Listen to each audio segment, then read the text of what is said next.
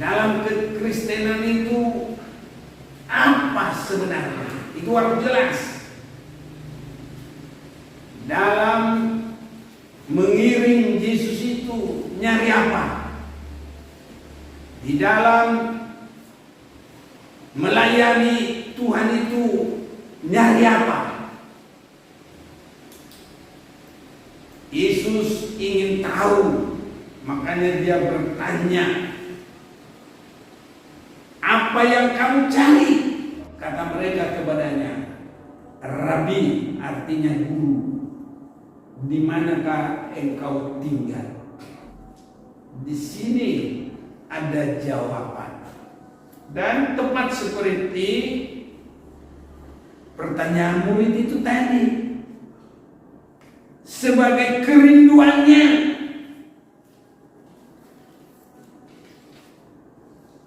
Lalu aku mendengar suara yang nyaring dari tahta itu berkata, lihatlah kemah Allah di tengah-tengah manusia, dan ia diam bersama-sama dengan mereka. Jadi tempat tinggal Allah diam bersama-sama dengan manusia. Dan Wahyu 21 ini menjadi jawaban juga. Jadi inilah sasaran Yerusalem baru. Itulah tempat tinggalnya Tuhan bersama dengan umatnya.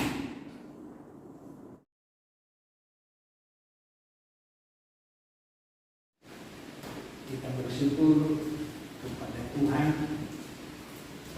dalam kesempatan ini. Saudara-saudaraku yang dikasihi, kita harus semakin mengerti tujuan hidup ini, bahkan tujuan Allah menciptakan manusia. Saya mau ajak kita membaca dasar firman bagi kita, Injil Yohanes pasal yang pertama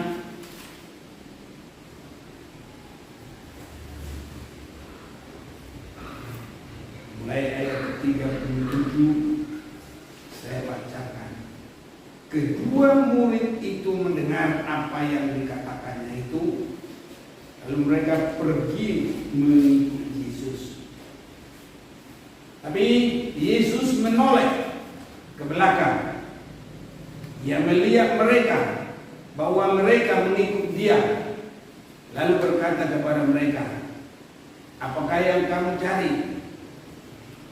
Kata mereka kepadanya, Rabi, atau artinya guru, di manakah engkau tinggal? Saudara-saudaraku, saat sekarang di bumi ini Kristen itu sudah begitu banyak. Dan kalau Kristen itu awalnya adalah pengikut daripada Yesus, maka mulai saat itu sudah sangat banyak, berganti-ganti. Bahkan yang masih hidup juga sekarang ini orang Kristen sangat banyak. Tetapi dalam pembacaan firman ini saya memperhatikan bahwa tidak hanya menjadi orang Kristen, tidak hanya menjadi orang Kristen. Jika Yesus tahu bahwa ada yang mengikut Dia, lalu Yesus berkata kepada mereka, apakah yang kamu cari? Dalam kekristenan ini, dalam ibadah, dalam pelayanan, apakah yang dicari? Harus jelas. Itu sebabnya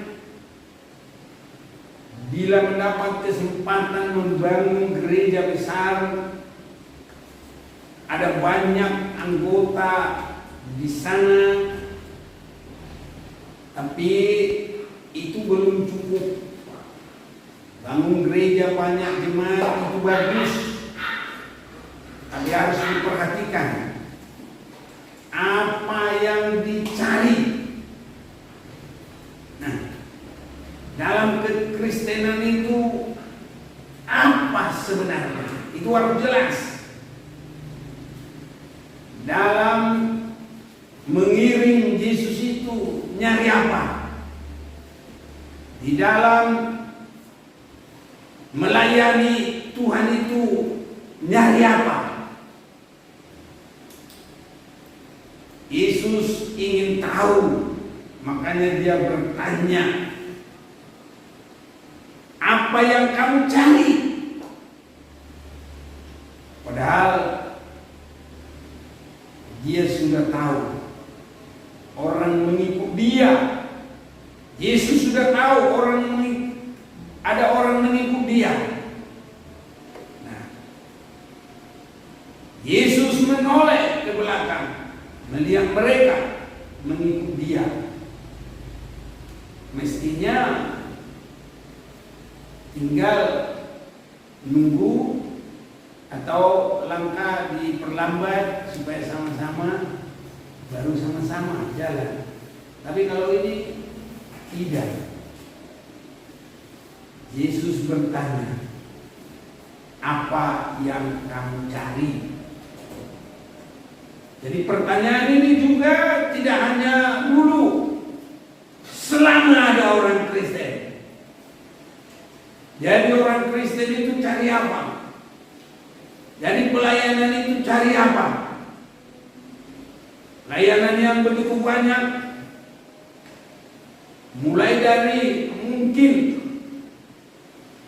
bersih-bersih tempat ibadah, mungkin juga sampai kepada yang lain-lain, mungkin juga ya di dalam kesaksian, di dalam muda-mudi, kor, memuji Tuhan dan lain-lain. Semua harus menjadi pertegas apa yang kamu cari. Dan mereka menjawab, ia berkata, apakah yang kamu cari?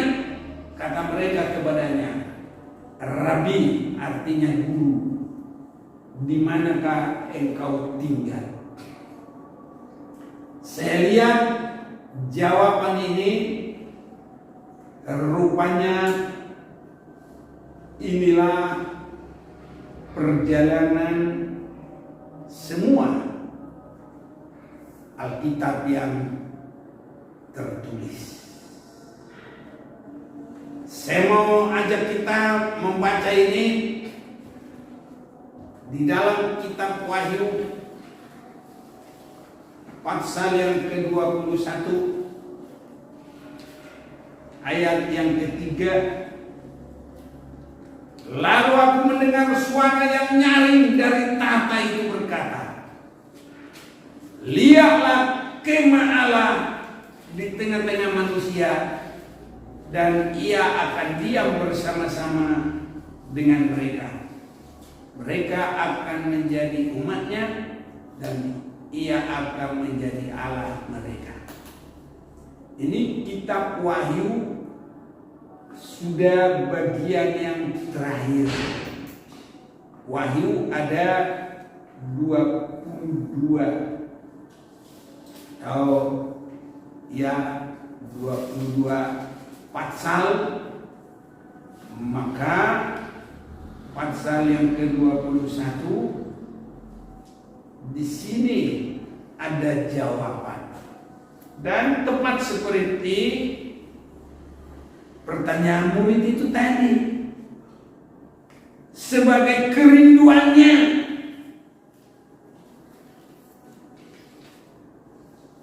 Lalu aku mendengar suara yang nyaring dari tahta itu berkata, lihatlah kemah Allah di tengah-tengah manusia, dan ia diam bersama-sama dengan mereka. Jadi tempat tinggal Allah diam bersama-sama dengan manusia. Itu sebabnya Yesus tadi tidak menolak. Yesus berkata kepada mereka, mari dan kamu akan melihatnya. Nah, dan kalau kita sambung lagi, mereka pun datang dan melihat di mana ia tinggal. Dan hari itu mereka tinggal bersama-sama dengan dia. Waktu itu kira-kira pukul 4. Jadi ini kalau kita melihat dalam satu hari, kalau pukul 4 itu tinggal sedikit lagi waktu masa kerja, masa terang. Habis itu gelap, orang istirahat dan tidur. Alkitab tidak lagi menunjukkan di kota mana, daerah mana, kampung mana, sebagai apa tempat tinggalnya, di rumah atau apa, nggak tahu lagi. Nah, jadi kalau saya boleh melihat, itu sebabnya firman Tuhan itu berkepanjangan. Dan Wahyu 21 ini menjadi jawaban juga. Wahyu 21 ayat 3 tadi, lalu aku mendengar suara yang nyaring dari tahta itu berkata, lihatlah kemah Allah ada di tengah-tengah manusia, dan ia akan diam bersama-sama dengan mereka. Mereka akan menjadi umatnya, dan ia akan menjadi Allah mereka. Jadi inilah sasaran Yerusalem baru. Itulah tempat tinggalnya Tuhan bersama dengan umatnya. Dan kalau saya memperhatikan ini, Yerusalem baru tempat tinggalnya Allah bersama dengan manusia. Yerusalem baru ini adalah yang paling istimewa dari tempat kediaman Allah. Karena kalau kita lihat, lalu ini ayat 1, lalu aku melihat langit yang baru dan bumi yang baru, sebab langit yang pertama dan bumi yang pertama telah berlalu, dan laut pun tidak ada lagi. Dan aku melihat kota yang kudus, Yerusalem baru, turun dari surga. Jadi Yerusalem baru itulah kota inti dari surga. Saya memperhatikan firman Tuhan, dan di akhir zaman ini semakin saya boleh melihat, jadi tidak asal baca lagi. Itu sebabnya saya perhatikan di sini, Yerusalem baru itu tempat tinggalnya Allah dengan orang-orang yang menang. Itulah tempat teristimewa dari surga. Ini saudara. Saya ulang baca ayat 2 Wahyu 21. Dan aku melihat kota yang kudus, Yerusalem yang baru, turun dari surga. Jadi ada Yerusalem baru, ada surga. dan Yerusalem baru itu turun dari surga. Jadi Yerusalem baru itu kota inti tinggalnya Allah dengan manusia. Biar semua boleh melihat ini. Yesus memberitahu tempat tinggal, tapi belum dikasih tahu di mana. Dan kalau kita boleh sekarang perhatikan, inilah jawabnya. Jadi apa yang dikatakan Yesus itu merupakan nubuat. Karena kalau Yesus ada banyak, umpamanya dia pergi masuk di rumah Simon, ada. Dia masuk di rumah orang Farisi, ada. Tapi waktu murid-murid bertanya, di mana engkau tinggal? Mari. Dan dia tunjukkan tempatnya tinggal, tapi nggak dikasih tahu di rumah siapa, di mana. Nah, jadi semuanya itu punya arti. Karena saya melihat firman ini, itu sebabnya satu titik disebut iota, tidak boleh digeser, tidak boleh dirubah. Nah, jadi kalau kita ikuti semuanya, ya inilah jawabnya.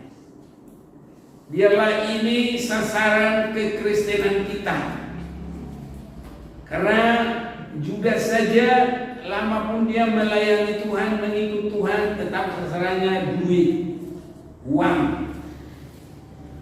Adapun apa kata Rasul Paulus, orang melayani tapi sasarannya adalah ke perut. Filipi pasal yang ketiga mulai 17, saudara-saudara, ikutilah teladanku dan perhatikanlah mereka yang hidup sama seperti kami yang menjadi teladanmu. Karena seperti yang telah kerap kali kukatakan kepadamu dan kunyatakan pula kepada sekarang sambil menangis, banyak orang yang hidup sebagai seteru salib Kristus. Kesudahan mereka ialah kebinasaan. Tuhan mereka ialah perut mereka. Kemuliaan mereka ialah aib mereka. Pikiran mereka semata-mata tertuju kepada perkara duniawi. Inilah yang dikerjakan juga oleh godaan-godaan iblis di akhir zaman ini. Iblis menggoda dan disebut juga sebagai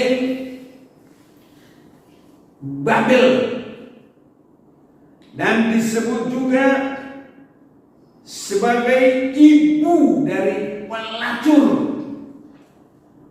Jadi rayuan, kenajisan. Ini sedang terjadi, saudara-saudaraku. Itu sebabnya jadi orang Kristen, jadi pelayan Tuhan, ada jabatan dalam kegerejaan, melayani, harus tahu sasaran itu apa. Jadi kita sudah lihat tadi di mana tempat tinggal Tuhan bersama dengan umat. Itulah Yerusalem baru. Saya bersuka cita, saudaraku, kalau boleh membaca firman. Sepertinya firman itu selalu diberikan pengertian, sehingga seperti makan enak aja terus. Ya, begitulah firman Tuhan menjadi makanan rohani. Itu sebabnya itulah tadi sasaran, tujuan. Nah, kalau ditanya samakah tujuan semua beragama, samakah surganya itu? Pasti tidak sama. Tempatnya Bapa itu di mana? Samakah? Pasti tidak sama. Dalam bahasa yang gampang, samakah surga tujuan semua umat beragama? Pasti tidak sama. Kalaupun ada namanya sama, umpamanya surga, tapi isinya beda, peraturannya beda. Nah, untuk masuk di tempat tinggalnya Allah bersama manusia, itulah Yerusalem baru yang turun dari surga. Saudara-saudaraku, dari awal sampai kepada sasaran harus sesuai dengan firman. Dan harus sampai ada pengakuan nama tertulis. Harus sampai ada namanya tertulis. Kalau kita mau perhatikan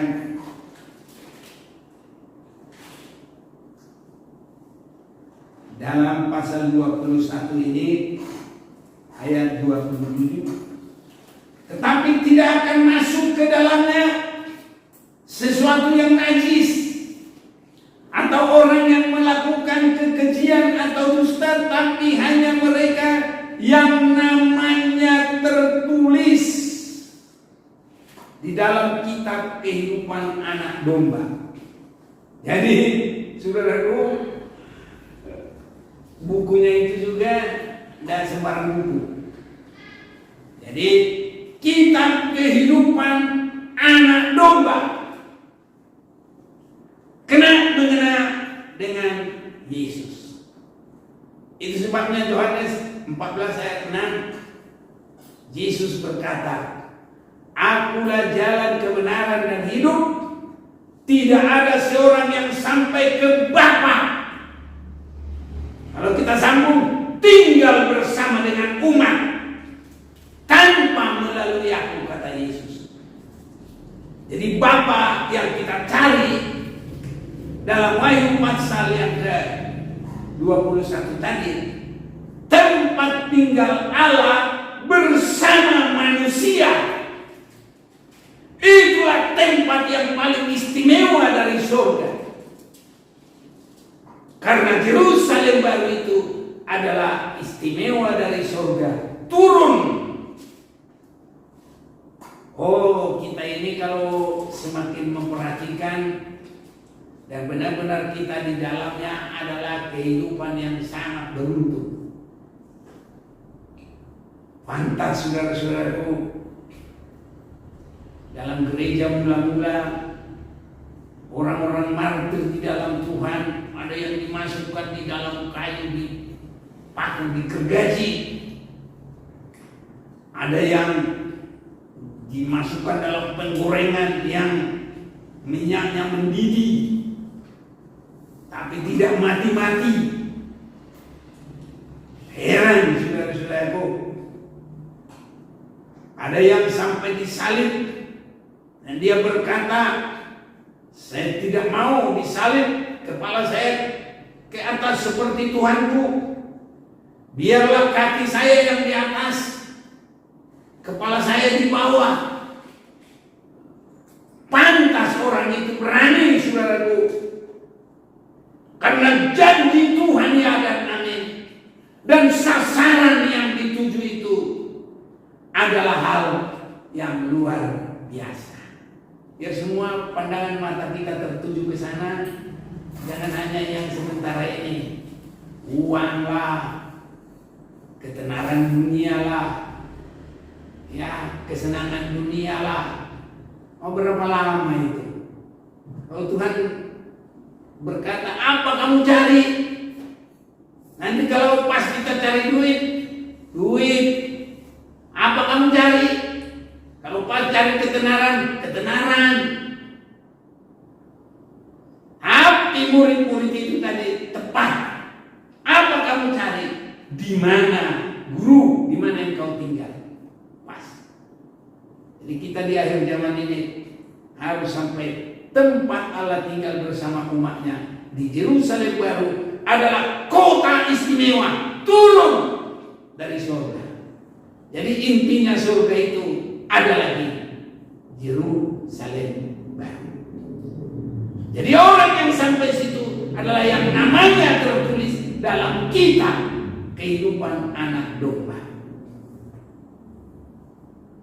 Saudara-saudaraku, kalau kita naik pesawat,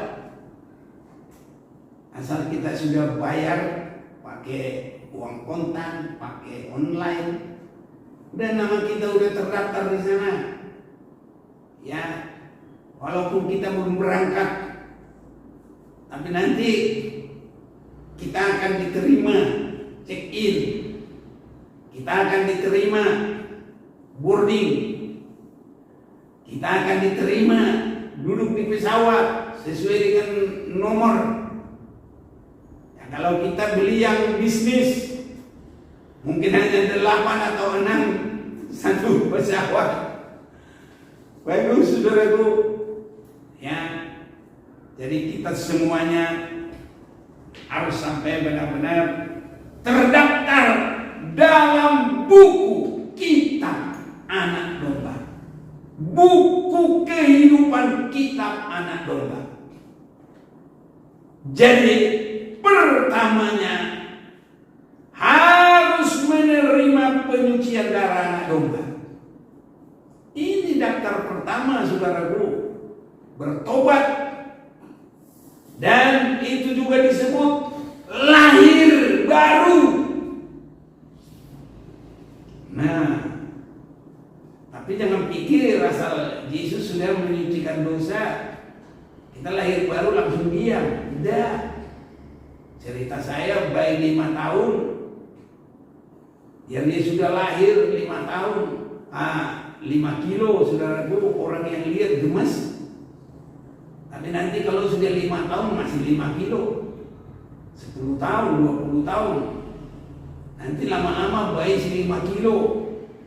Mau nikah dia karena umurnya udah 30 tahun, tapi beratnya cuma 5 kilo. Bukannya orang mau saudaraku. Nanti orang pikir apa ini, boneka apa ini, mau kawin ini boneka. Sering gitu saudaraku.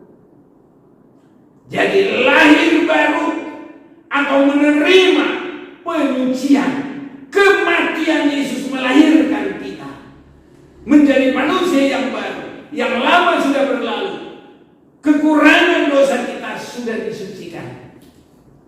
Mulai dari situ harus berjalan saudara. Kemana? Di mana Allah tinggal bersama dengan umatnya yang terakhir, Yerusalem baru. Harus ke sana saudara-saudara. Dan surganya di dalam Alkitab ini adalah tempat orang menyembah, tempat orang memuliakan Tuhan. Jalannya harus dari Yesus, tidak ada yang sampai ke sana kalau tanpa Dia. Dan nanti saudaraku, kalau kita sudah menjalani dengan baik, 1 Yohanes 3 ayat 1 dengan 2, kita akan sama seperti Yesus. Itu kedewasaan rohani. Hidupnya, kasihnya, karakternya. Ini saudara-saudaraku, caranya kita di mana engkau tinggal. Sebab kalau tidak begitu kan kita nggak boleh masuk, nggak boleh lewat saudara-saudaraku. Harus terus. Itu sebabnya sasaran tujuan ataupun yang disebut surga untuk orang Kristen tidak akan sama. Dan kalau kita lihat Yerusalem baru, tidak ada dosa, tidak ada noda, tidak ada di sana juga kesenangan-kesenangan dunia. Yang ada adalah menggantikan posisi dari iblis bersama dengan malaikat-malaikatnya. Ini saudara-saudara, kalau kita baca sebentar dalam kitab Yudas, hanya satu pasal ayat 6, dan bahwa Ia Tuhan menahan malaikat-malaikat yang tidak taat pada batas-batas kekuasaan mereka, tapi yang meninggalkan tempat kediaman mereka dengan belenggu abadi dalam dunia kekelaman sampai penghakiman pada hari besar. Jadi Lucifer dengan malaikat-malaikat, jadi disebut malaikat-malaikat ini jamak, banyak saudara-saudara. Inilah. Jadi harus lebih baik. Dan kalau sudah masuk di Yerusalem baru, itu sudah melewati Babel, kota yang paling bejat, yang paling najis.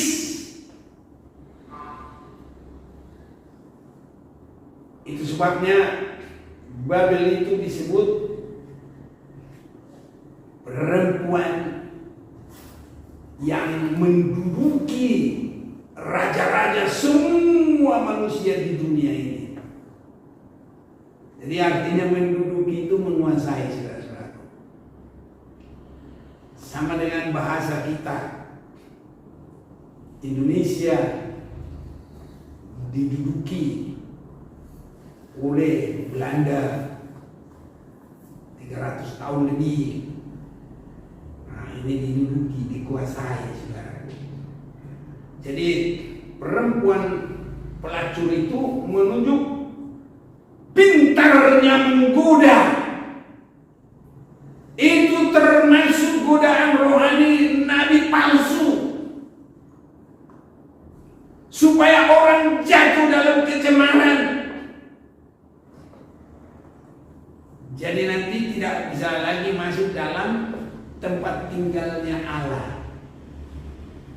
Dan kalau dia masih banyak keinginan daging, apalagi sampai 18, itu otomatis sudah 3 kali 6. Ini saudaraku, kalau perbuatan daging Galatia pasal 5 itu ada 15, dan nanti sesudah buah-buah roh ada lagi 3 lagi, 18. Kalau 2 Timotius pasal yang ke-4, ketiga ayat 1 sampai dengan 5 itu 18. Nah, karena itulah di pikiran orang, kalau itu sudah ada, itu jangan Antikris sudah masuk. Menang dosa kekejaman. Ini. Itu sebabnya saudaraku, orang pikir karena nggak vaksin dia sudah nggak kena tanda Antikris. Oh, bukan itu. Mau divaksin juga nggak jadi masalah. Tapi kita menyembah Tuhan, kita mengasihi Tuhan, dan Tuhan tidak akan menolak kita. Tidak masuk melihat tempat tinggalnya Allah bersama dengan umatnya. Nanti kalau kita masuk di surga, saudara-saudaraku, tidak ada lagi hal-hal jasmani.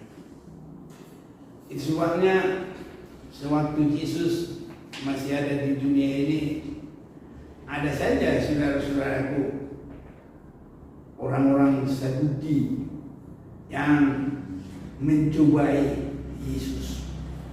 Dalam Lukas pasal yang ke-20 pertanyaan orang Saduki tentang kebangkitan. Jadi dia bercerita, saya pendek saja. Ada 29 saya baca, adalah 7 orang bersaudara yang pertama kawin dengan seorang perempuan lalu mati dengan tidak meninggalkan anak. Lalu perempuan itu dikawini oleh yang kedua dan oleh yang ketiga, dan demikian berturut-turut oleh ke-7 saudara itu. Mereka semuanya mati dengan tidak meninggalkan anak. Akhirnya perempuan itu pun mati. Bagaimana sekarang dengan perempuan itu? Siapakah di antara orang-orang itu yang menjadi suaminya pada hari kebangkitan? Sebab ketujuhnya telah beristrikan dia. Ini saudaraku, dia sudah mengerti sebagian firman, 2 menjadi 1. Hanya kalau seorang istri suaminya meninggal, dia tidak salah kawin lagi, makanya kawin sampai yang ke-7. Tapi orang Saduki ini karena dia ngerti mau jebak Yesus, udah 7 suaminya, nanti 7 suaminya disalahin lagi. Emang boleh 7 suami? Gitu lagi. Kan kamu yang ajarkan 2 jadi 1. Ini. Tapi jawab Yesus kepada mereka, orang-orang dunia ini kawin dan dikawinkan. Tapi mereka yang dianggap layak untuk mendapat bagian dalam dunia yang lain. Nah, ini saudaraku, tempat tinggal Allah bersama dengan umatnya. Dunia lain itu, dan dalam kebangkitan dari antara orang mati, tidak kawin dan tidak dikawinkan. Jadi kita bisa melihat saudaraku, bagaimana tempat kediaman Allah, Yerusalem baru, istimewanya surga. Sebab mereka tidak dapat mati lagi. Mereka sama seperti malaikat, dan mereka adalah anak-anak Allah karena mereka telah dibangkitkan. Ini saudara-saudaraku yang kekasih. Jadi tidak memikirkan apa-apa. Jadi apa yang mereka pikirkan? Hanya menyembah dan memuliakan Allah. Dalam Alkitab terlalu banyak saudara-saudaraku. Terlalu banyak. Saya mau ajak kita membaca dalam Wahyu pasal yang ke 19.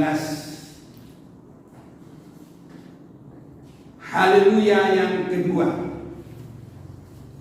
Dan ini ayat 3. Wahyu 19 ayat 3. Dan untuk kedua kalinya mereka berkata, haleluya. Ya, asapnya naik sampai selama-lamanya. Dan ke-24 tua-tua dan ke-4 makhluk itu tersungkur dan menyembah dan duduk di atas tahta itu, dan mereka berkata amin haleluya. Ini mereka satu kelompok ini, ya. Jadi haleluya mereka itu satu grup.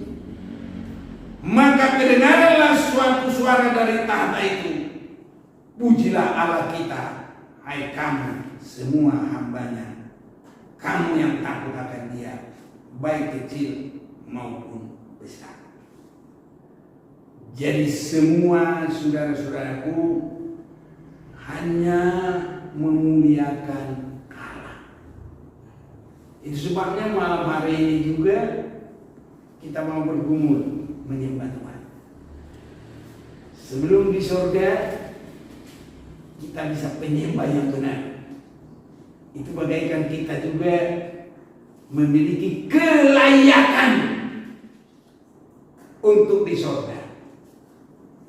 Jadi sudah merupakan kita mendapat tiket.